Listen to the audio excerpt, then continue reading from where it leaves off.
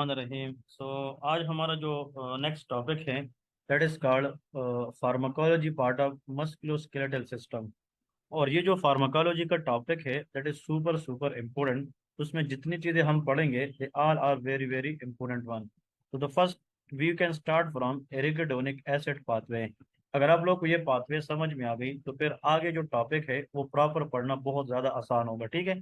Actually in the cell हमारे पास membrane के अंदर फास्फोलिपिड्स होती है। So when there is cell injury then phospholipase A2 get activated and convert membrane phospholipid into arachidonic acid. ये किस में कन्वर्ट करता है? Arachidonic acid. तो आप लोगों ने याद रखना है कि हमारे सेल के अंदर फॉर एग्जांपल जो मेम्ब्रेन में फास्फोलिपिड है, अगर वो एक्टिवेट हो जाए तो वो हमारे पास फास्फोलाइपेज A2 के जरिए एक कंपाउंड में कन्वर्ट होता है that is known as arachidonic acid. Arachidonic acid क्या है? It is a poly unsaturated fatty acid and that is structurally related. इसमें आप लोगों ने इतना याद रखना है कि जो एरिकिडोनिक एसिड है इसने आगे क्या करना है।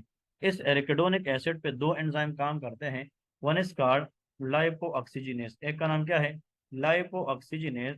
और एक का नाम है साइक्लो ऑक्सीजिनेस, इसको हम कॉक्स कहते हैं। तो फिर साइक्लो ऑक्सीजिनेस टाइप 1 भी होता है और साइक्लो ऑक्सीजिनेस टाइप 2 भी होता है।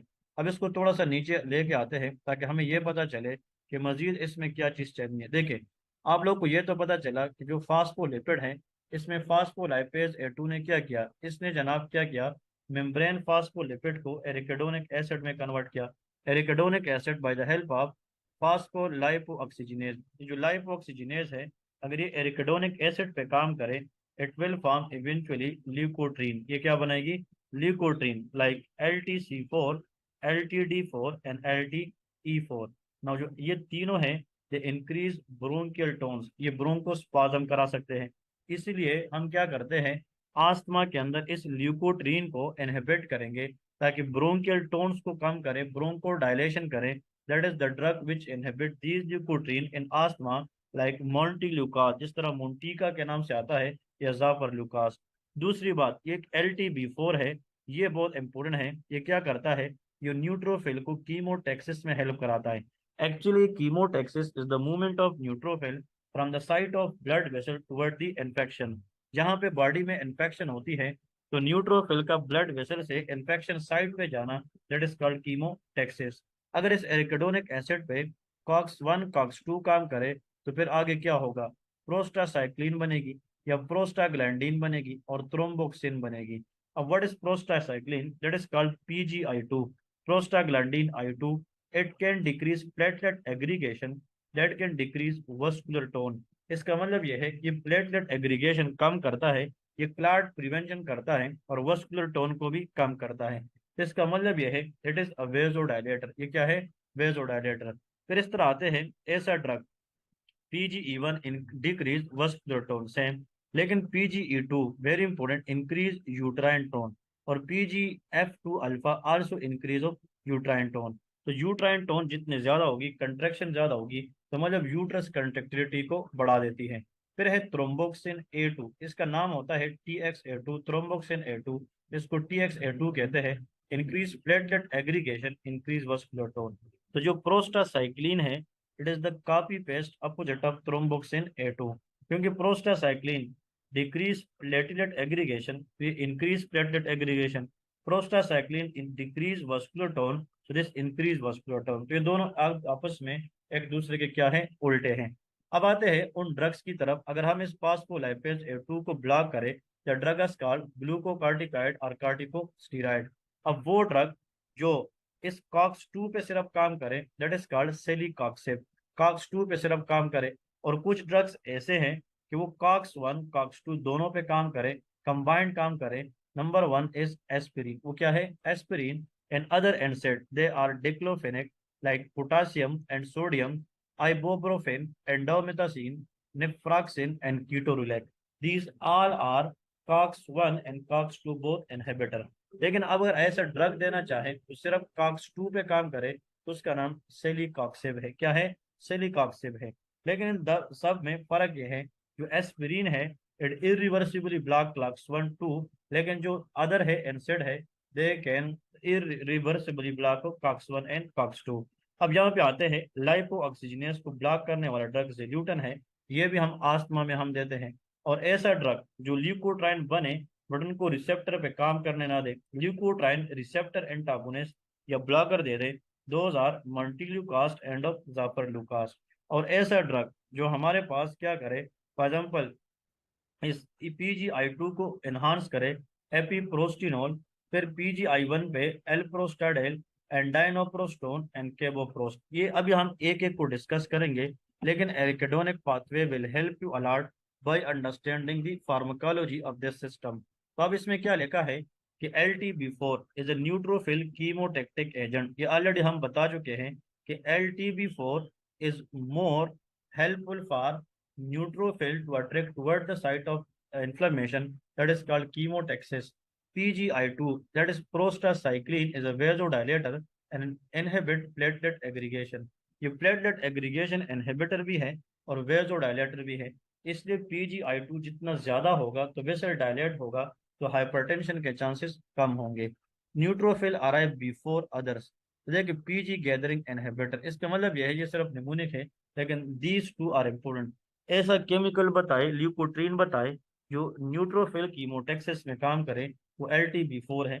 और ऐसा प्रोस्टाग्लैंडीन बताए जो वेजोडाइलेटर भी है और प्लेटलेट एग्रीगेशन को भी इनहिबिट करे, तो उसको PgI2 कहते हैं। अब आते हैं एसिटामिनोफेन, जिसको हम पैरासीटामोल कहते हैं। They reversible inhibit cyclooxygenase, mostly NCNS, inactivated by peripherally. इसका मतलब यह है कि जो एसिटामिनोफेन है, ये ब्रेन के अंदर साइक्लो ऑक्सीजिनेस को क्या करते हैं, रिवर्सिबली इनहिबिट करते हैं। जो हम पेनाडॉल खाते हैं ना सर दर्द के लिए, ये असल में एसिटामिनोफेन है। अब ये यूज कब होता है, एंटीपायरेटिक बुखार के लिए, analgesics for pain killer purpose, but not anti inflammatory. This is a very very important one, कि इसमें antipyretic against the fever, analgesics decrease pain, ये प्रॉपर्टी जरूर है, लेकिन इसमें एंटी इन्फ्लामेटरी प्रॉपर्टी नहीं है। Use instead of aspirin to avoid rare syndrome in children with viral infection. ये पहले हमने पढ़ा था कि बच्चों में अगर मीजल या इस तरह वायरल इन्फेक्शन हो और आप उसको एस्पिरिन देंगे, तो बच्चों के अंदर हेपेटाइटिस के चांसेस हो सकते हैं, जिसको हम रेयर सिंड्रोम कहते हैं। तो if a baby has viral infection and there is a chance of rare syndrome, so which of the following drug to prevent Reye syndrome with aspirin, that is acetaminophen। लेकिन इसकी adverse effect ये है, अगर इसकी overdose हो जाए या हम बहुत ज्यादा देंगे, it will produce hepatic necrosis, can leads to NaPQI deplete glutathione. Glutathione is a natural antioxidant, और इसकी वजह से टिश्यू डैमेज होगी, and that will lead to liver failure. अब अगर फॉर एग्जांपल एसिटामिनोफेन, इसकी जब डोज बढ़ जाती है, इट इज हेपेटोटॉक्सिक, ये हेपेटिक नेक्रोसिस कराती है। और ऐसा ड्रग जो इसकी टॉक्सिसिटी में हम देते हैं और इसकी टॉक्सिसिटी को हम रिवर्स करते हैं, that is called N acetylcysteine. तो आप लोगों ने याद रखना है, जो एन एसिटाइल सिस्टीन है, it is the antidote of acetaminophen poisoning, because it regenerate the glutathione. Just remember, acetylcholine is hepatotoxic, but when its toxicity is suspected, the drug which reverses its toxicity, that is called N-acetylcysteine। अब आते हैं aspirin, very important. इसकी mechanism क्या है, it is one of the एनसेड that irreversibly ये एनसेड तो है, लेकिन अब ये करता क्या है, it irreversibly inhibit cyclooxygenase both COX-1 COX-2 by covalent acetylation। It decrease the synthesis of thromboxane A2 and prostaglandin. लेकिन अगर थ्रोम्बोक्सिन A2 नहीं बनेगी, तो फिर प्लेटलेट एग्रीगेशन नहीं होगी, दिस मीन के डिक्रीज प्लेटलेट एग्रीगेशन। तो ये ब्लड को क्लॉट से बचाती है, ब्लड को थिन रखती है, इसलिए तो हम स्ट्रोक पेशेंट में, पैरालाइज पेशेंट में ये यूज करते हैं। ब्लीडिंग टाइम बढ़ता है क्योंकि प्लेटलेट के साथ लेन देन है, but no effect on PT and APTT। Next question ये है, their effect will be last until new platelet are produce, क्योंकि जो पहले से मतलब मौजूद प्लेटलेट है उनको एग्रीगेट होने नहीं देता, इनकी इफेक्ट तब तक मौजूद होगी जब तक न्यू प्लेटलेट बनेंगी नहीं। क्लिनिकल यूज, लो डोज जो है less than 300 mg per day, इनका काम प्लेटलेट एग्रीगेशन रोकना है। इंटरमीडिएट डोज 300 से 24 mg पे अगर देते हैं, एंटीपायरेटिक है। और हाई डोज 24 से जो 4000, anti inflammatory. This statement, this two line are super super important, कि एस्पिरिन एक ऐसा ड्रग है which has three property, anti coagulant, antipyretic, anti inflammatory. Low dose में एंटी कोगुलेंट है, इंटरमीडिएट डोज में एंटीपायरेटिक है, और जो हाई डोज है उसमें एंटी इंफ्लेमेटरी भी है। ये हम कब दे सकते हैं? Gastric ulceration, tinnitus, like cranial nerve 7, cranial nerve 8 की वजह से एलर्जिक रिएक्शन, ये इसकी एडवर्स रिएक्शन है। अगर एस्पिरिन की पॉइजनिंग हम ज़्यादा, इसकी यूज क्या है? ये हम प्लेटलेट को एग्रीगेट होने से बचाने के लिए देते हैं स्ट्रोक में, मतलब एंटीबायोटिक फीवर को कम करने के लिए, स्पेशली इन कावासाकी डिजीज, और इन्फ्लेमेशन को कम करने के लिए। Adverse effect gastric ulceration, tinnitus, allergic reaction specially in patient with asthma and nasal polyps. Chronic use can cause acute kidney injury, interstitial nephritis, anxiety, bleeding. और ये जो है aspirin जो है रियर सिंड्रोम कराता है, पहले से बताया है। Why? The reason is because हम क्या करते हैं उसके बाद में हम पैरासीटामोल देते हैं। ये क्वेश्चन याद रखें, जब एस्पिरिन हम देते हैं that can cause activation of respiratory centre. तो जो रिस्पिरेटरी सेंटर एक्टिवेट होगी, it can cause early respiratory alkalosis, later can cause metabolic acidosis. तो एग्जाम में आप लोगों को याद रखना है कि जो एस्पिरिन है initially it can cause respiratory alkalosis, later can cause metabolic acidosis, और इसकी जो टॉक्सिसिटी है वो रिवर्स करते हैं सोडियम बाई कार्बोनेट पे। तो अगर एक बंदा है उसने घर में कोई एक बोतल गोली ली है, जिस तरह बंदा बेहोश है उसके साथ गोली की एक बोतल पड़ी है, और उसमें जनाब पता नहीं चलता कौन सी गोली है, बट पेशेंट जो है पहले से कंप्लेंट कर रहा था कि उसको जनाब टिनाइटस और गैस्ट्रिक इरिटेशन हो रही थी। Tinnitus is the early symptom of aspirin poor poisoning. The drug of choice to reverse the toxicity of aspirin, sodium bicarbonate. ठीक है जी, तो ये पॉइंट्स आप लोगों को याद रखने हैं, and they are super super important regarding their exam question.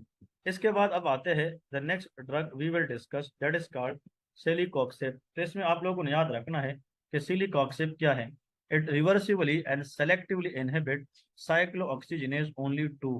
तो सिलिकॉक्सेब only which is found in inflammatory cell and vascular endothelium, mediate inflammation and pain.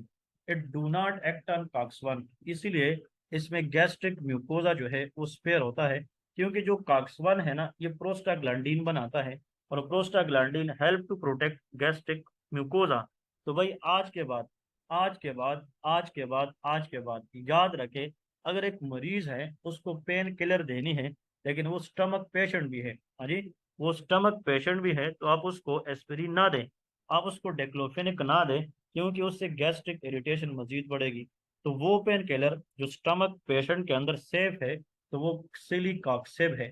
सिलिकॉक्सेब is a successful anti analgesic that work best in the gastric problem.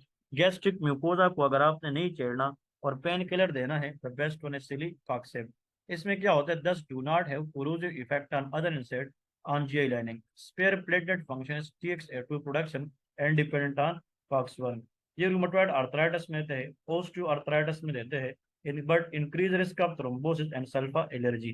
तो आज के बाद the best effective and safe analgesics in gastric patient, think about celecoxib because do not act on COX-1, it only selectively bind to COX-2। तो जो COX-2 है उसकी वजह से ये गैस्ट्रिक म्यूकोजा पे काम नहीं करता, ये सिर्फ और सिर्फ किस पे काम करेगी? ये स्टमक लाइनिंग पे काम नहीं करेगी, ये सिर्फ और सिर्फ कॉक्स 2 पे काम करेगी। फिर है NSAID, non steroidal anti inflammatory drug, जिसको हम एनसेट कहते हैं। इसमें ibuprofen, naproxen, indomethacin, ketorolac, diclofenac, meloxicam and piroxicam, ये सारे के सारे एनसेट है। ये रिवर्सिबल इनहिबिट करते हैं cyclooxygenase both COX 1 COX 2, block prostaglandin synthesis. Clinical use antipyretic, analgesic, anti-inflammatory, but endomethacin remember used to close PDA। ये हम पहले से पढ़ चुके हैं।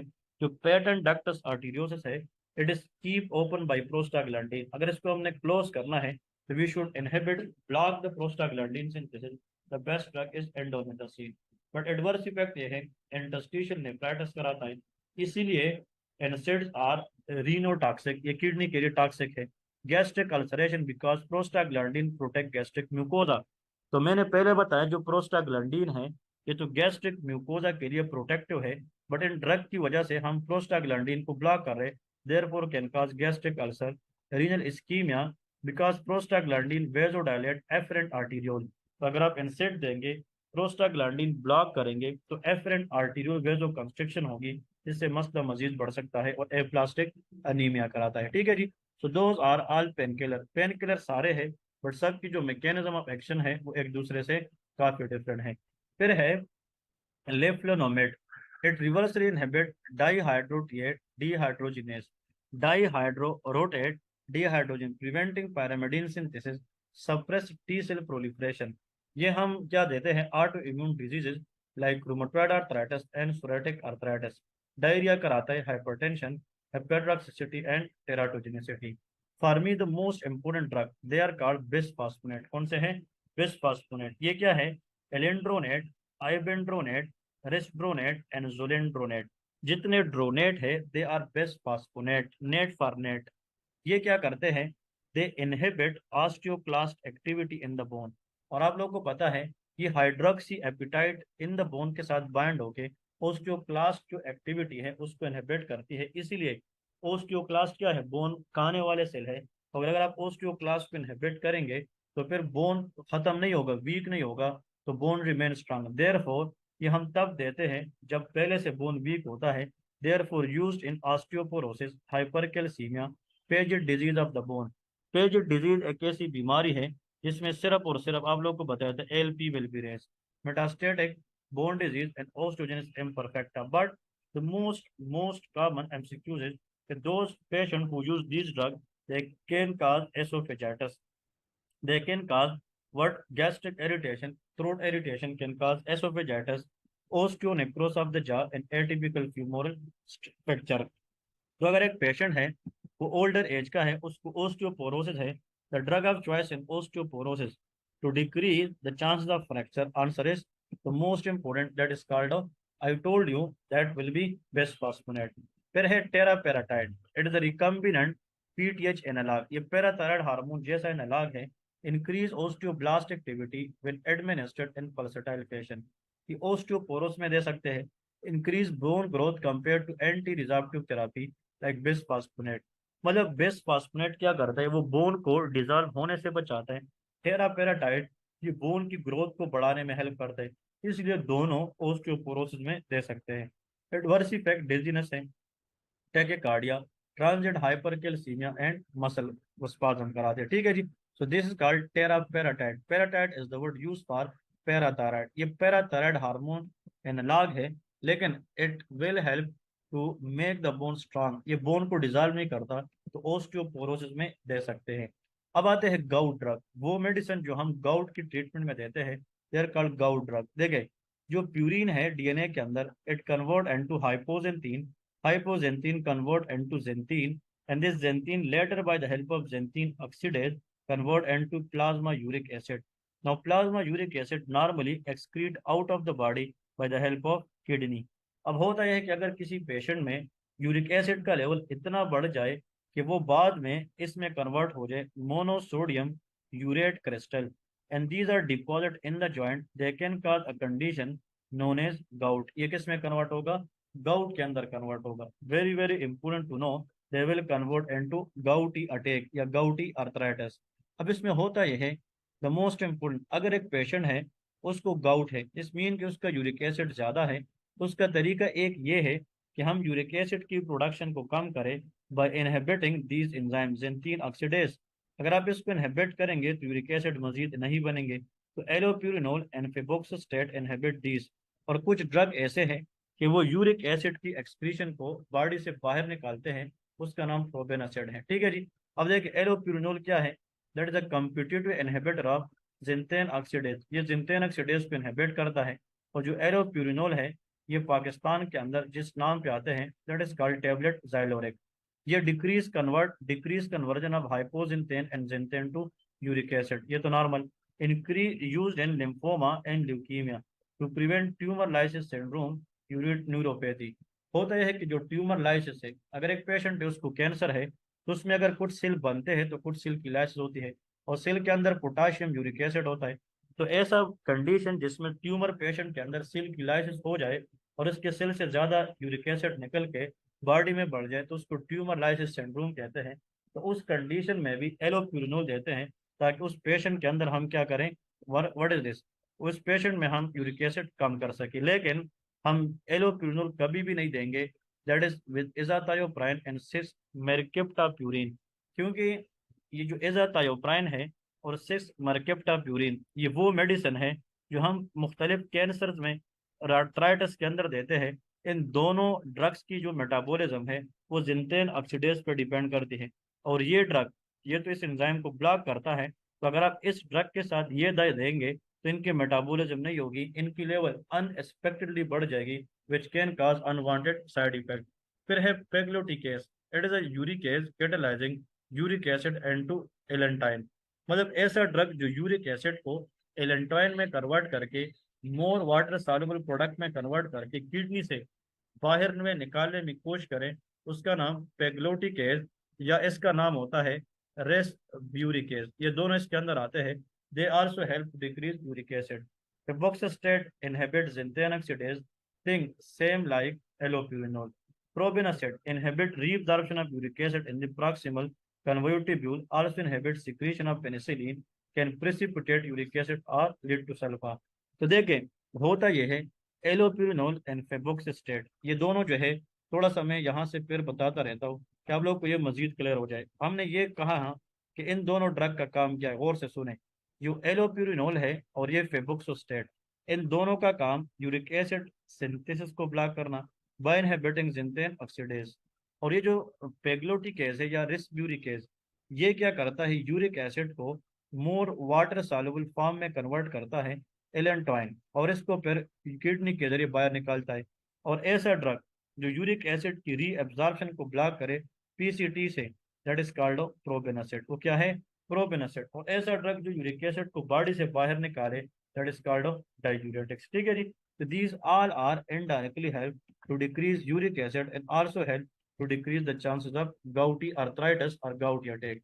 लेकिन अगर एक पेशेंट है उसको गाउट है, और आप लोगों को पता है गाउट के अंदर the first joint to affected metatarsophalangeal joint, और गाउट के अंदर अगर ग्रेट टो या जो बड़ी टो है लोअर लिम्ब की ग्रेट टो वो इन्वॉल्व हो जाए, इसको पोडेगरा कहते हैं।